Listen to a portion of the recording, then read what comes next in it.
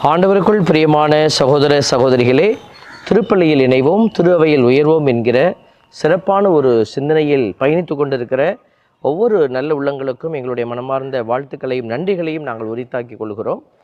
ஏன்னா இது ஒரு ப்ரேயர் மாதிரி ஒரு ஒரு வேறு விதமான ஒரு மோடு கிடையாது. இது ஒரு வித்தியாசமான ஒரு பார்வையிலே ஒரு வகுப்பை போல் நம்ம இதை கொடுத்துட்ருக்குறோம். ஏன்னா இந்த திருப்பலியை பற்றி நம்ம தெரிந்து கொள்ள வேண்டும். ஏன் தெரிந்து கொள்ள வேண்டும்? நிறைய பேர் கேட்கலாம். இப்போ வியூவர்ஸ் பாருங்கள், எங்களுக்கு இந்த எபிசோடுக்கெலாம் ரொம்ப கம்மியாக இருப்பாங்க. ஏன்னா உள்ளே போய் என்னமோ ஃபாதர் பேசிகிட்டு இருக்கிறாரு, என்னமோ புஸ்தகத்தை பற்றி சொல்லிகிட்டு இருக்கிறாரு அப்படின்னு சொல்லிட்டு அதை எஸ்கேப் பண்ணிடுவாங்க. காரணம் என்னென்னா, அது நமக்கு தேவையில்லைன்னு நினைக்கிறாங்க, அவ்வளோதான். இப்போது தேவையா இது தேவையில்லையா அப்படிங்கிற ஒரு கேள்வியை நம்ம எழுப்பினோன்னா உங்கள்கிட்டயே விடுறோம். நான் உங்களுக்கு விளக்கி சொல்லுகிறேன், நீங்களே முடிவெடுக்க வேண்டும். குருத்துவம் அப்படிங்கிறது கடவுள் இயேசு கிறிஸ்துவிடமிருந்து வருகிறது. நீங்களும் குருவாக இருக்கிறீங்க, நானும் குருவாக இருக்கிறேன். இது நமக்கு பல வருஷமாக பெரிய அளவில் பேசப்படலை. இப்போ குருத்துவம் அப்படிங்கிற போது பொதுமக்களுக்கும் இந்த குருத்துவம் வழங்கப்பட்டிருக்கிறது. பொது குருத்துவம், எங்களுக்கு பணி செய்யக்கூடிய பணி குருத்துவம். அப்போ இந்த பணி குருத்துவத்தில் நாங்கள் இங்கேருந்து பீடத்திலிருந்து என்ன செய்யணுமோ அதை செய்கிறோம். அங்கிருந்து நீங்கள் குருவாக இருக்கக்கூடிய நீங்கள் என்ன செய்யணுமோ அதை நீங்கள் செய்கிறீங்க. அப்போ 2 பேரும் இணைந்து தான் இந்த திருப்பலியை ஒப்பு கொடுக்குறோம். இதுதான் புரிதல்.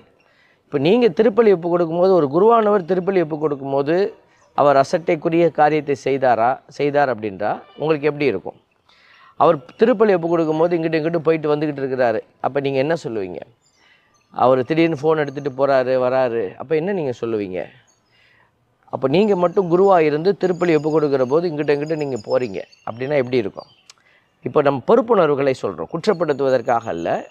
இது எப்படி நம்ம புரியாத நிலையிலே பயணித்து கொண்டு இருக்கிறோம். அதனால தான் அந்த ஒரு இடர்பாடுகளை எல்லாம் நம்ம பார்க்குறோம், ஒரு விதமான ஒழுங்கினங்களை பார்க்குறோம்.